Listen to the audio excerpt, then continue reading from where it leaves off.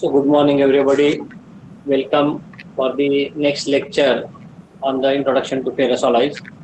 In the last lecture, we have studied the types of plain carbon steel. So in the plain carbon steel, carbon is a major element that we have studied. So steel and cast irons are the alloys of iron. When carbon is added in the different percentage, so it varies from 0.008 to 6.67%. And accordingly, these alloys are classified into steels and cast iron. So steels are the alloys of iron and carbon with maximum 2% of carbon. These steels are further classified into two types. Plain carbon steels, they are also called as carbon steels. And second is alloy steels. So in the previous class, we have studied plain carbon steels. So it is also treated as a carbon steel. Why? Because carbon is a major element. Other alloying elements may be present, may not be present. If they are present, their presence will be negligible. It will not affect any mechanical property.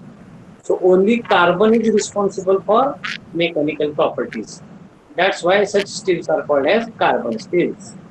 Now friends, in today's class, we are going to study what is alloy steel. Read the definition carefully. I will read for you. You can write it down after taking screenshot also. The steel in which other alloying elements are present in considerable amount along with carbon. Carbon is mandatory, otherwise it will not become steel. So carbon is part and parcel of the element. It is a major element. But along with carbon, other alloying elements are also present and their presence will affect the mechanical properties. In previous case of carbon steels, only carbon was responsible for mechanical properties. But in alloy steels, other alloying elements are more responsible than carbon. That's why such steels are called as alloy steels. So I'll read the definition in one stroke. The steel in which other alloying elements are present in the considerable amount along with carbon and the percentage of alloying element affects mechanical properties. Such steels are alloy steels. So what type of question is asked in the exam? Explain what are the alloy steels and their effect on the steel. So one by one we are going to cover all these bits.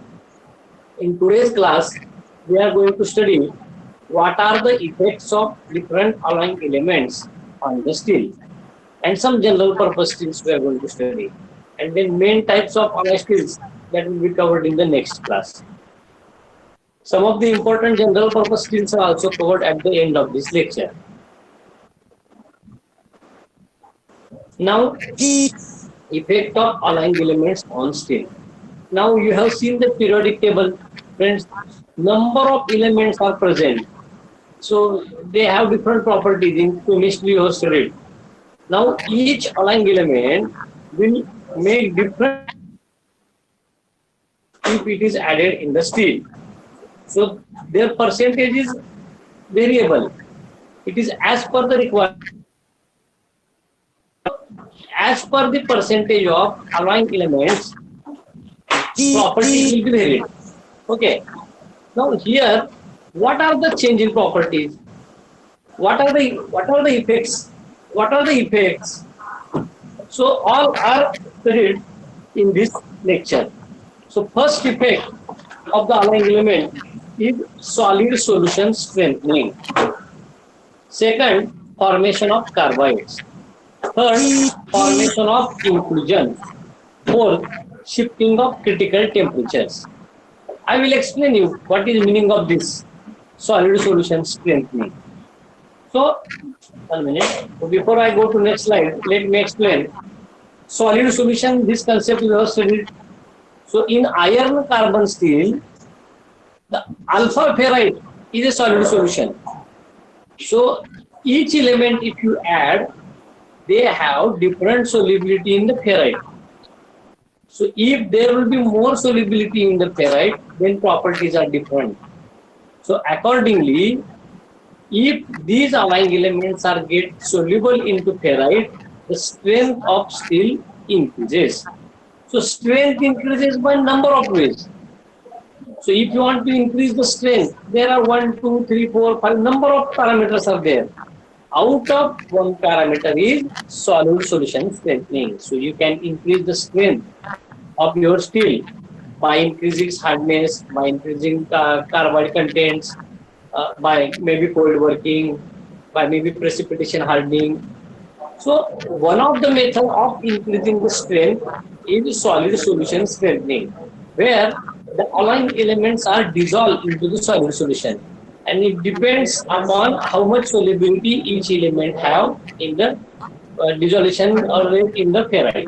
Okay, so accordingly, the solid solution strengtheners, nickel, chromium, tungsten. 1 minute.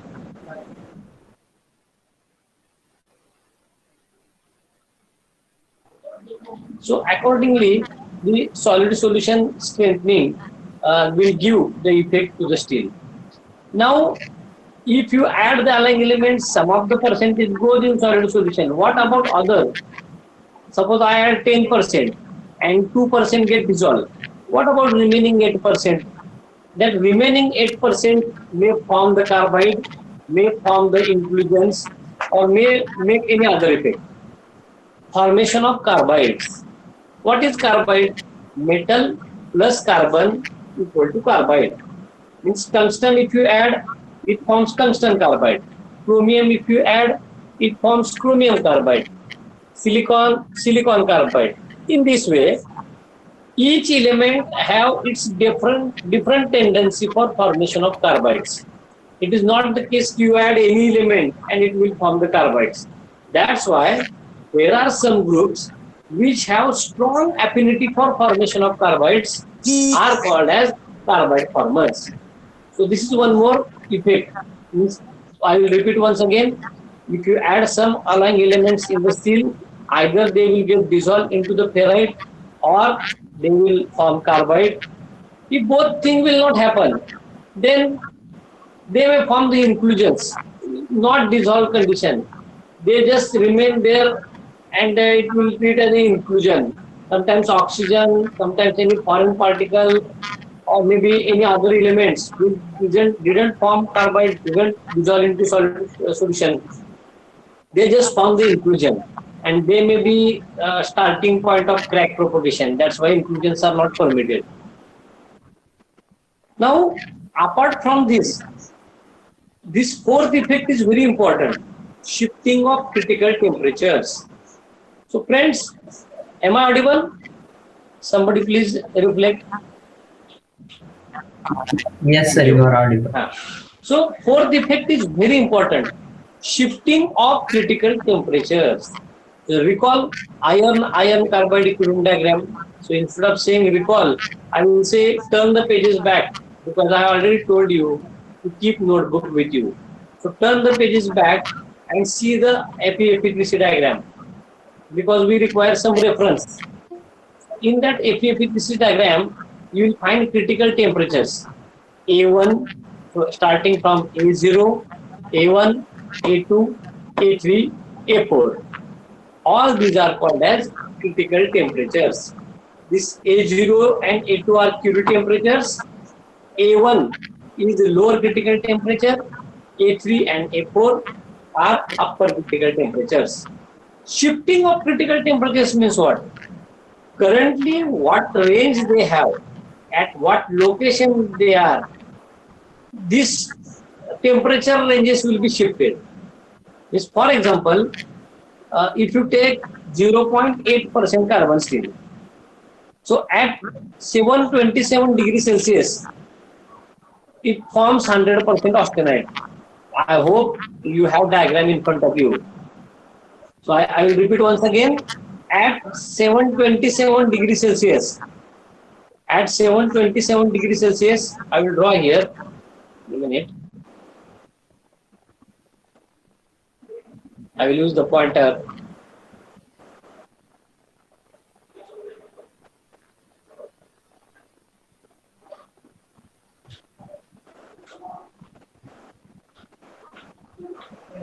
So at 727 degrees Celsius, 0.8% carbon steel. This is you take third point.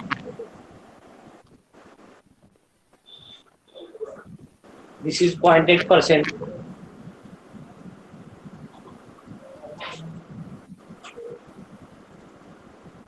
Here is a gamma austenite. So as soon as you cross this line, this is A1 temperature.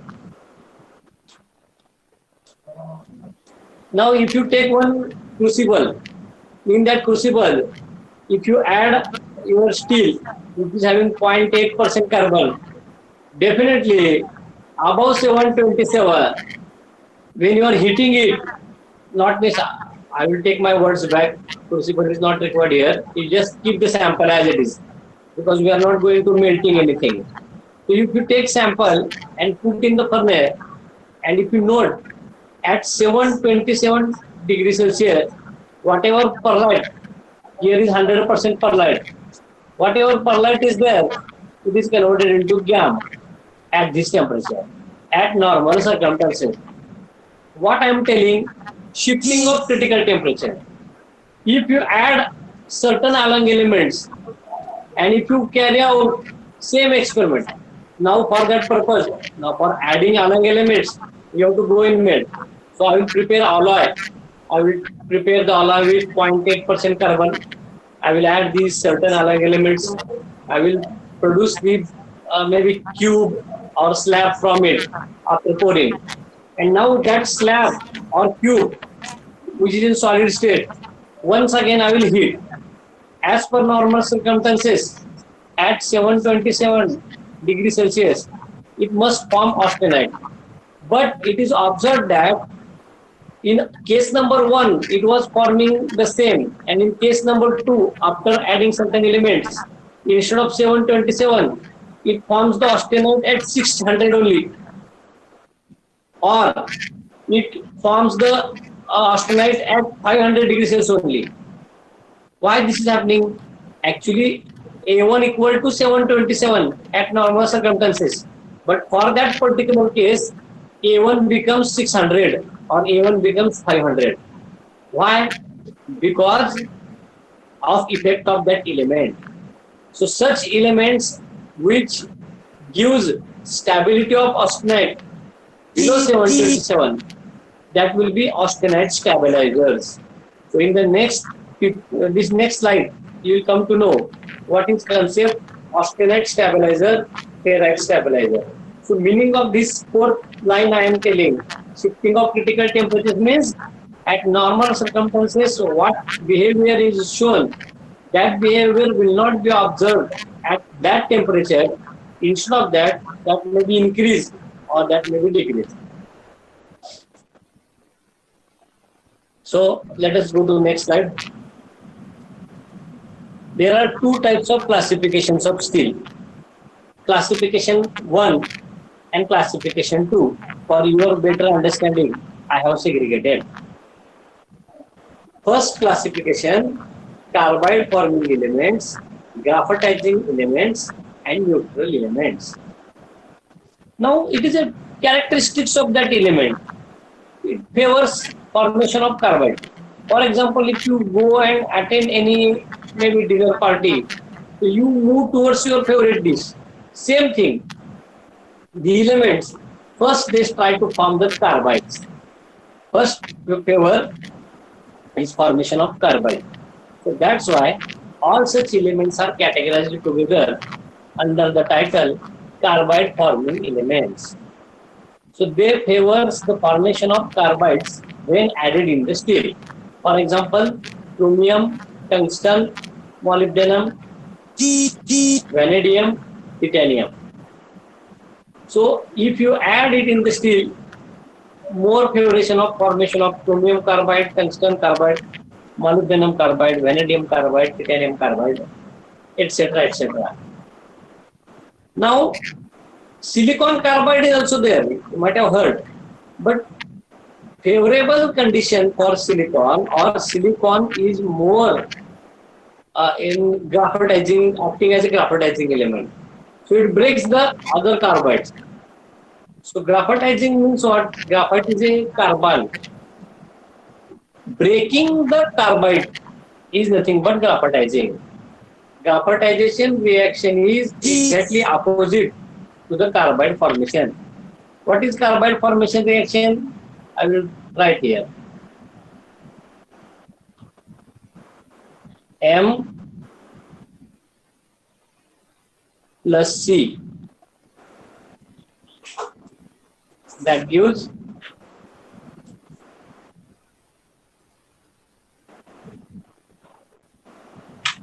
hello. So metal plus carbon, that gives metal carbide. M I use because any metal if you take. If this reaction will be reversed, that is metal carbides gives metal plus carbon. That is called as graphatization reaction. So which elements favors graphatization reaction? So they break the carbides like silicon, nickel, copper, aluminium. These are known as graphatizing elements. And out of these four, silicon is strong graphatizing element. It breaks other carbides. It may form carbides sometimes, but it breaks other carbides. It makes attacks on the other carbides. Third element is neutral element. So it will just increase the capacity to maintain at higher temperature. It will not either carbide former or it will not. That's why cobalt is one of the important neutral element.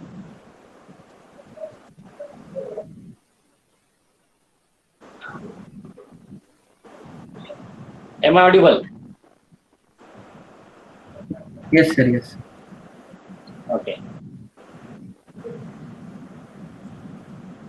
Now, second type of classification is classification based on austenite stabilizer and ferrite stabilizer, which makes effect on the critical temperatures. So, now let us see austenite stabilizers. What is meaning of austenite stabilizer? Austenite stabilizer means it favors formation of austenite even below its regular temperature. Open the diagram and see. I hope everybody is having diagram in front of you because you will not understand meaning of the sentences. You read that sentence, lower A3 temperature, raise A3 temperature. For understanding that meaning, diagram is required. So I will ask anybody. Akash Koli.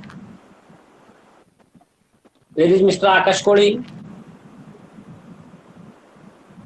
Hello. Akash Koli is absent. I will put him absent. Hello, sir. You respond now, Akash. How Hello. much seconds are required? I am. Immediately just unmute yourself. You Yes, don't sir. keep your mobile in the window and wander at anywhere. No, sir. I hope everybody is 100% attending with sincerity. Yes, sir. Yes, So, sir. the diagram is in front of you, Akash. What, sir? What diagram I have taken before two lectures. No, That sir. diagram is Today is my first. in your I am notebook. attending the first I am. lecture, sir. This is. Hello. Hello. No, sir. Ah, This is my first lecture, sir. this is what? First lecture. Where you were earlier then? Hello.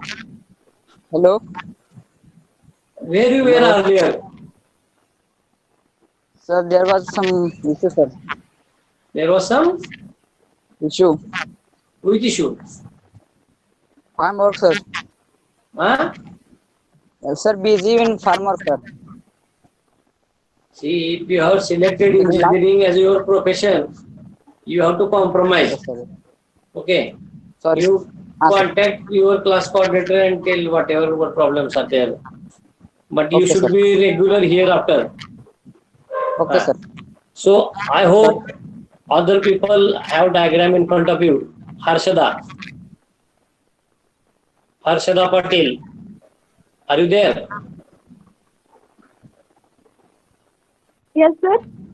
Are you having diagram in front of you? No, sir, this is my first lecture. This is the problem. I don't know whether you are understanding this word austenite and ferrite. Hmm?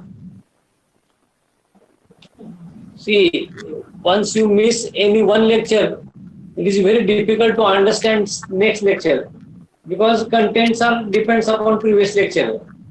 And in my first lecture, I told the words, there will be new words added in your dictionary. Austenite, ferrite, austenite, martensite. So it is very difficult to understand if you miss the class. Now you get understand from your friends. You can call me later on so that I will help. Okay, sir. And for your kind information, for everybody's kind information. Now there is a circular. Everywhere there will be online classes. Your attendance will give weightage. So as per if your attendance is 100%, such student will get more benefit. Remember it, because this is one of the point for counting your performance. So those who are giving poor performance in the attendance, please understand. So your attendance in all classes, if it is 100%, such students will get more weightage in the terms of benefit. Okay. Now, this austenite stabilizer. What is the definition? Element from this group lower A3 temperature and thus increases stability of austenite below 727, may be below up to room temperature. So such steel shows austenite, that is FCC structure at room temperature, and are called as austenitic steels. What is logic? I will draw here.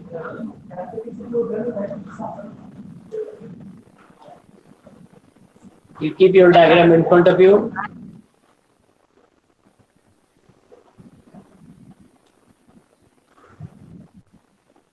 So this is a line.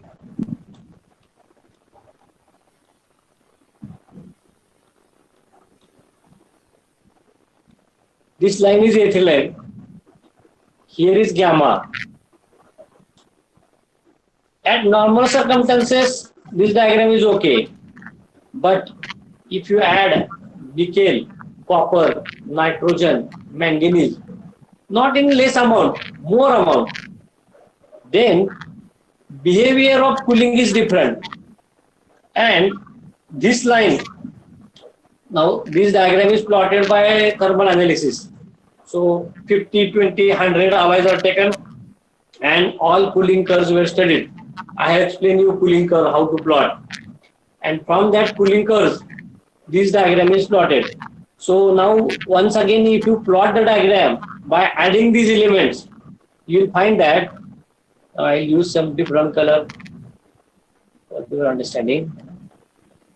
This A3 line, which is now 910, this is 910 and this is 721. This line will come here in this way. So this point shifts here. Automatically here is gamma. And this temperature may be 300, 400 degrees Celsius. So this is called as shifting of critical temperature. Same thing is written here. Elements from this group lower A3 temperature. So earlier A3 temperature was 727 to 910. Because of these elements, this temperature becomes 300 to 500. Means at normal circumstances, for point, suppose I will draw this line. This is 0.4% carbon. So at 0.4% carbon, to get 100% austenite, you have to heat up to 800 degrees Celsius. Suppose this is 910.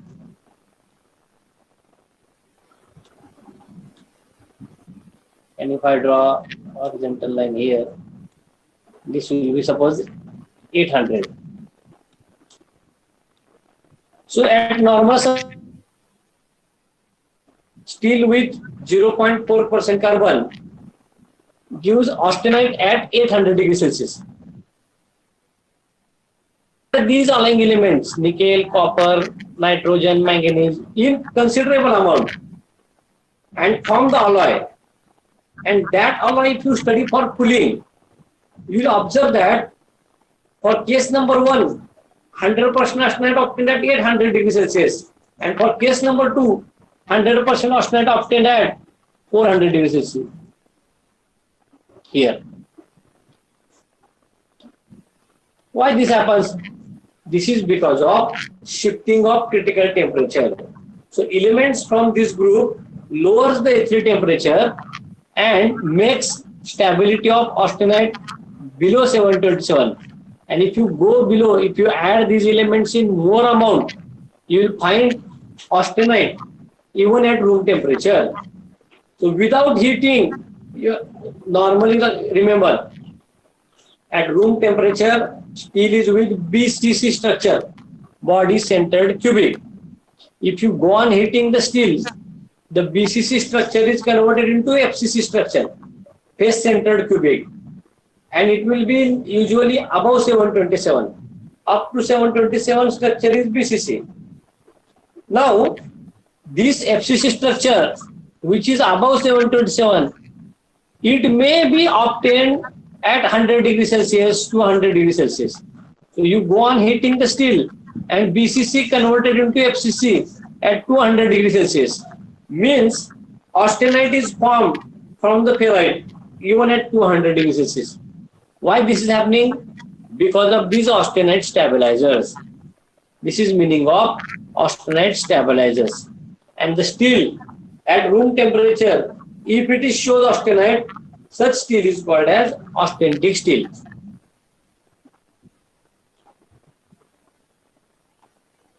Now, I will erase this first.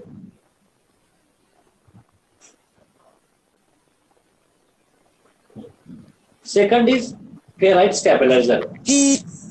Elements from this group raise the H3 temperature and increases the stability of ferrite at far higher temperature. Such steel shows ferrite even up to melting point and are called as ferritic steels. Try to understand the difference between austenitic steel and ferritic steel. I will make the difference in one line. Austenitic steels are having austenite phase at room temperature.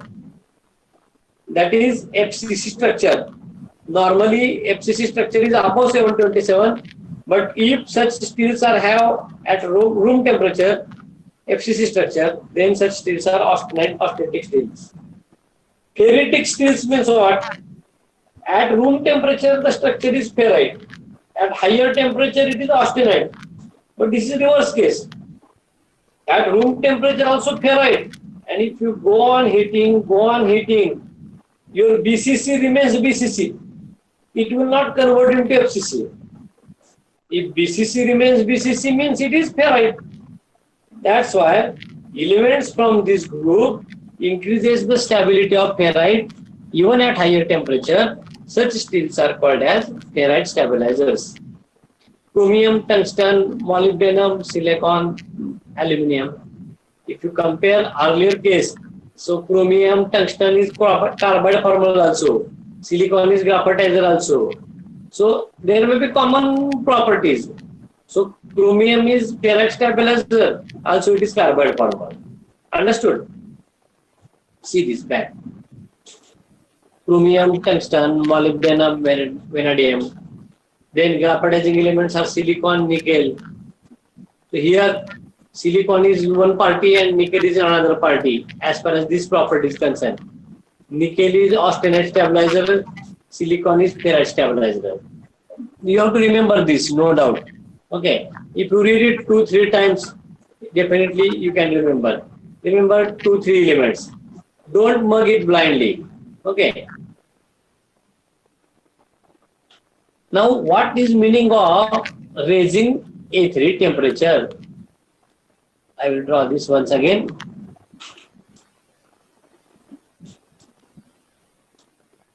For that purpose, I say ki you keep your diagram in front of you. This is you take to a point. This is a 3 line. Okay. So instead of this, diagram becomes like this.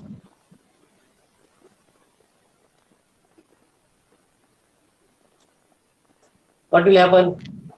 This austenite, which is forming at 727, it is not yet forming even at 1000 degrees Celsius. So this is alpha. If you add more element, this diagram may becomes like this also. This is alpha. So even up to melting point, it remains ferrite. Means BCC remains BCC up to end. It never convert into FCC structure. Okay. That's why the steels which are having these elements like chromium, tungsten, molybdenum, silicon are ferrite stabilizers. Okay. This is meaning of austenite stabilizers and ferrite stabilizers. Now let us see effect of individual elements. If you, I told the name of book code Gire. If you see that, you will find the chart. In any of the metallurgy book, you will find the chart. What is the individual effect? Let us see one by one. Some of the important elements I have taken. For example, manganese. Manganese increases hardenability and it promotes austenite structure. Important property of manganese is it increases the toughness of steel, shock absorbing capacity of steel. So at the next slide you will understand the importance of manganese. I will tell the meaning in head filled steel. So manganese, one more important thing, it is added in the pre-cutting steel for reducing the effect of sulfur and phosphorus. If sulfur and phosphorus is more, it favors iron sulfide and phosphorus sulfide. Iron sulfide and phosphorus sulfide are brittle and it is very difficult to machine such brittle structure.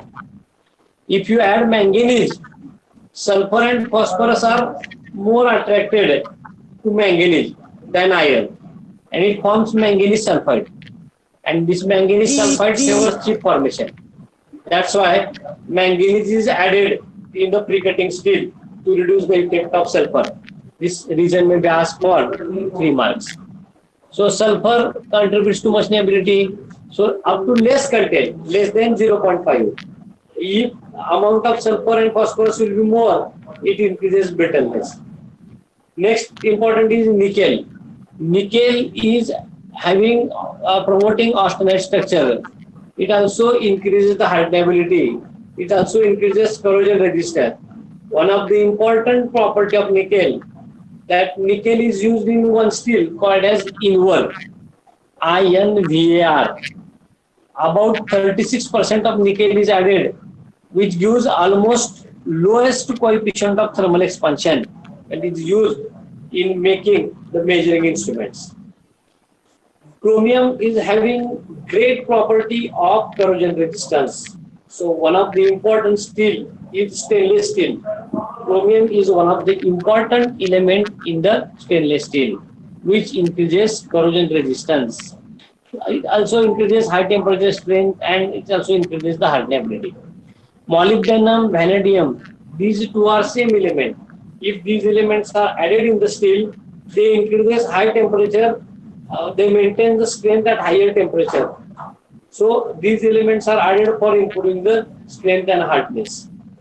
Silicon, I told silicon is a strong graphitizer, but at the same time, if you add in less than 0.2% or with less content, it is also improving the toughness.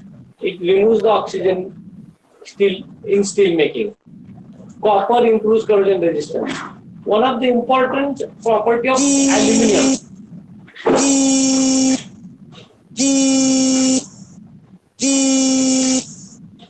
of the important property of aluminium is strong deoxidizer.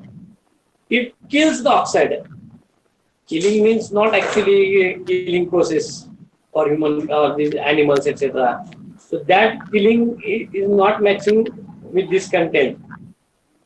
Killing means deoxidize. So aluminium deoxidizes. Aluminium deoxidizes the steel. That's why the steel in which aluminium is present is called as killed steel. KILLED. This is interview question or oral question. You can note it down. The meaning of killed steel is the steel in which element like aluminium kills the oxide. Such steel is called as killed steel.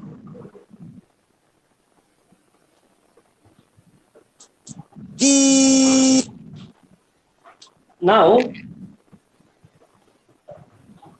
next slide, 1 minute.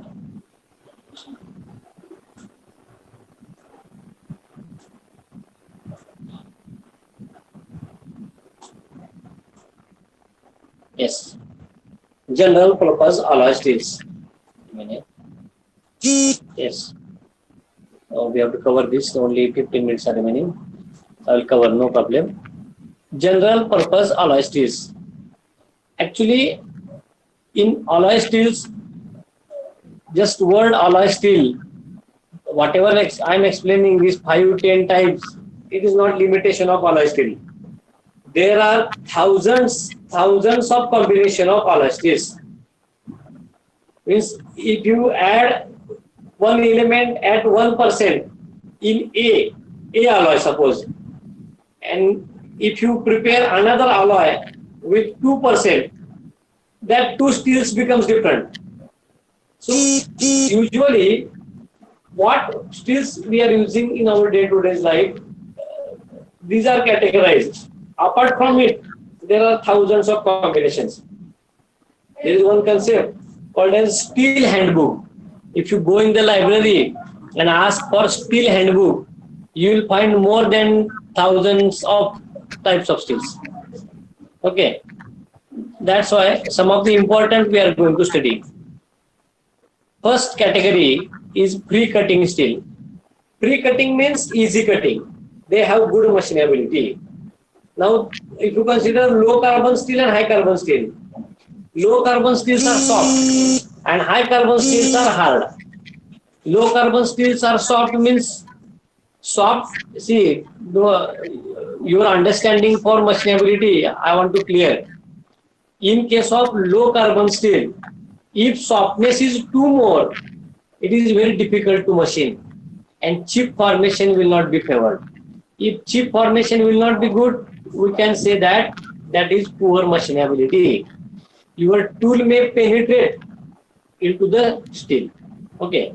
And high carbon steel, they are hard, they are difficult to machine. There may be wear and tear of the tool. So that's why both low carbon steel and high carbon steel, if you want to improve the machinability, some chip formation should be favored. Now, low carbon steels are soft, so too softness is not expected. So little brittleness is to be added. It is by adding sulfur and phosphorus. See the percentage 0.5 and 0.12. 0.12 is less than 0.5. So phosphorus percent is again lesser than sulfur. If you add this, then little brittle structure is produced which favors chip formation. Now high carbon steels are already hard. Why to increase brittleness? So in that case, lead is added in high carbon steel, maybe up to 30%, and it forms globular structure which favors the chip formation. So such steels which have better machinabilities are called as pre-cutting steels. So applications are where you require good machinability. You can prepare your own alloy with any of the content and whatever given above, and you can use that steel as a good steel for good machinability. Now, second is high strength low alloy steel. These are low carbon steels. If you take only low carbon steel, it is having some limitation of strength. So it have good formability, it can mold into any shape, no problem. But in some of the components, we want to shape the alloy, we want to give good shape, we want to form them. At the same time, we require little strain. In that case, some low carbon steels are added with elements like titanium, vanadium, niobium, which will low carbon steel will act for the formability. At the same time, these elements will give little strain. See, the percentage is less than 0.5%. So if it is more than 1%, etc., that will become, it will not be pure this steel. So low carbon steel, if percentage is very, very less, so the percentage of alloying element is very, very less, it will not affect mechanical properties. But in this case, this 0.5% titanium, vanadium, niobium, aluminum, these are affecting mechanical properties. That's why they are taken in alloy steel category. Okay. So low carbon steels with little quantity of alloying elements are called as high strength low alloy steel, used in automobile parts. Every customer provides different requirement. So in any of the industry, there is a role of metallurgist. If you are owner of some small company and you have designed one part and you want some properties, if you check the steel catalog, you will not get anywhere your desired properties. Then you design your own alloy. Go to the concerned consultant, ask, I want X, Y, Z properties. Then he will make combination. Okay, 1, 2, 3, whatever may be the elements he will add, and he will prepare new alloy for you. You can give your own name to that alloy, no problem. That will be your special purpose alloy. In that case, as per the alloys are prepared. But in market, thousands and thousands of ready-made alloys are there. Their requirement with the available alloys, and they are selecting. Now next is mar aging. Actually, you have to remember little. So these two, both the concept yet I have not taught you. They are in the next chapters. But time being, you have to remember what is mar aging.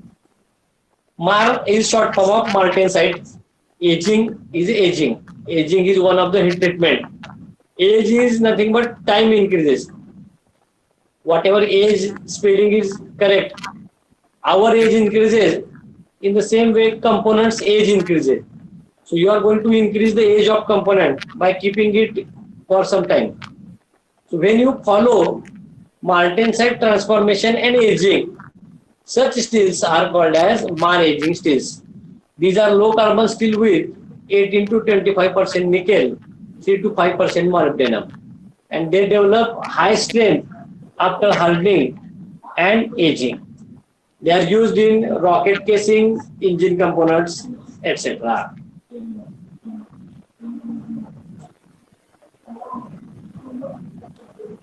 Next, dual phase states. Now see the iron carbide diagram once again. I will draw here.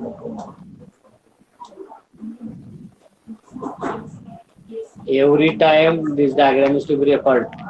That's why I told you, draw on good quality page, stick at your study place, or at least draw good quality in your notebook. Whenever I ask, you have to turn the pages back. So this is alpha. I hope you are reading. Alpha plus gamma. BCC plus FCC. Here BCC, BCC plus FCC, here FCC. Now, during the process, hardening is one heat treatment in which martensite phase is produced. So, ferrite, austenite, cementite, perlite, lead graphite. You are knowing only these 5 names. In the chapter heat treatment, you will come with 2 more names. One is bainite other is austenite. Other is martensite. So bainite and martensite are very hard phases. They are harder than perlite. So if you want to form this phase, you have to quench, means directly heating and dipping in water, very fast cooling, will produce martensite structure. It will not produce perlite structure. So here is perlite. At normal circumstances, it shows perlite. That iron carbide diagram does not show martensite. Why? Because different diagram is used for study of martensite and bainite. That is TTT diagram. So here at normal circumstances, this gamma that is directly quenched in water converted into M, that is martensite. But instead of cooling from gamma, if you cool from here, alpha plus gamma, if you cool from here, alpha remains alpha plus martensite. Martensite is hard phase, ferrite is soft phase. So mixture of hard and soft phase. That's why it is called as dual phase steel. It is used where good toughness and strength both are required to you. Okay. So time being, remember this concept, you will understand in heat treatments. Next steel is inward. I was telling, nickel gives low expansion, almost zero thermal coefficient of expansion. 36% of nickel, 0.2% carbon, 0.5% manganese.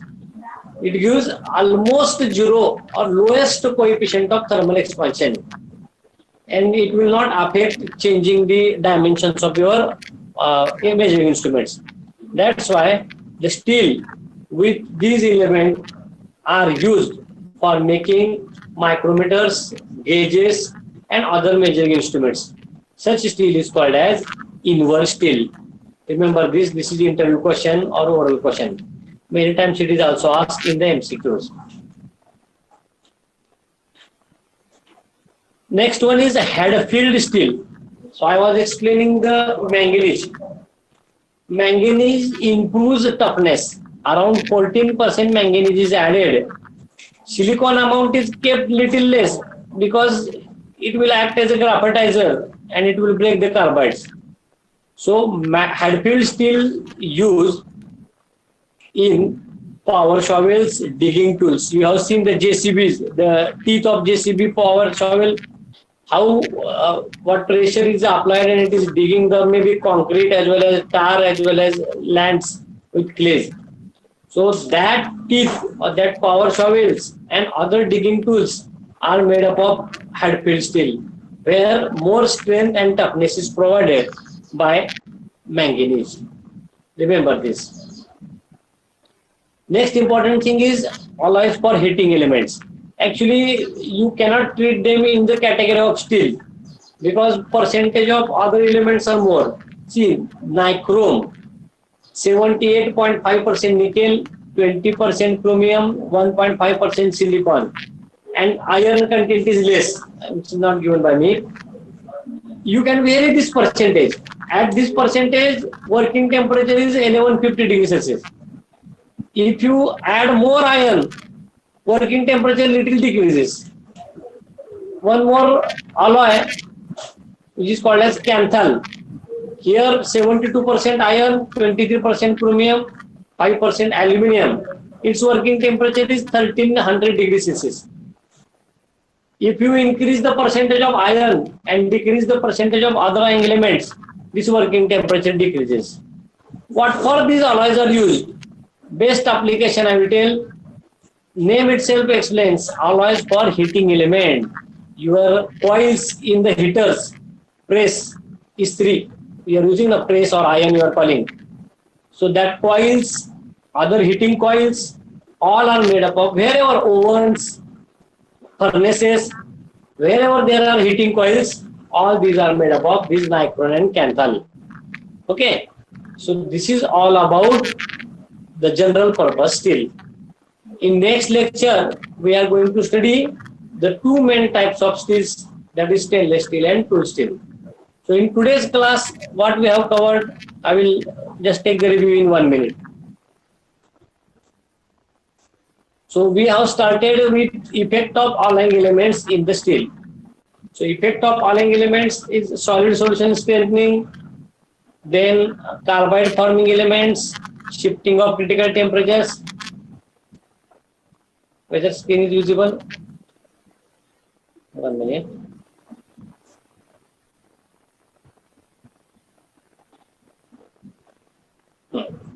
This I was explaining. Then shifting of critical temperatures. Then we have studied carbide forming elements, then graphitizing elements, then neutral elements. Carbide forming elements favors carbide, chromium, tungsten, molybdenum. These are elements in the category. Graphitizing elements, silicon, nickel. Neutral element is cobalt. Then austenite stabilizers, ferrite stabilizers. Short note may be asked for 3 or 4 marks. Okay. Then individual effect of allying elements we have studied: nickel, chromium, vanadium, silicon, manganese. Then these are general purpose steels we have covered at the end. So thank you very much, friends. In next class we will study the remaining types of steels. Thank you. Yes. Hello, sir. Sir, your notes on the drive are not clearly visible. Here, this PPT. No, sir, on drive Which notes you want? that you have sent. Sir, our subject. No, you tell a particular one topic. PPTs, what exactly you want to tell me? You drop me in WhatsApp. Okay, I will help you. Okay, sir. Okay. Okay. Okay. Thank you.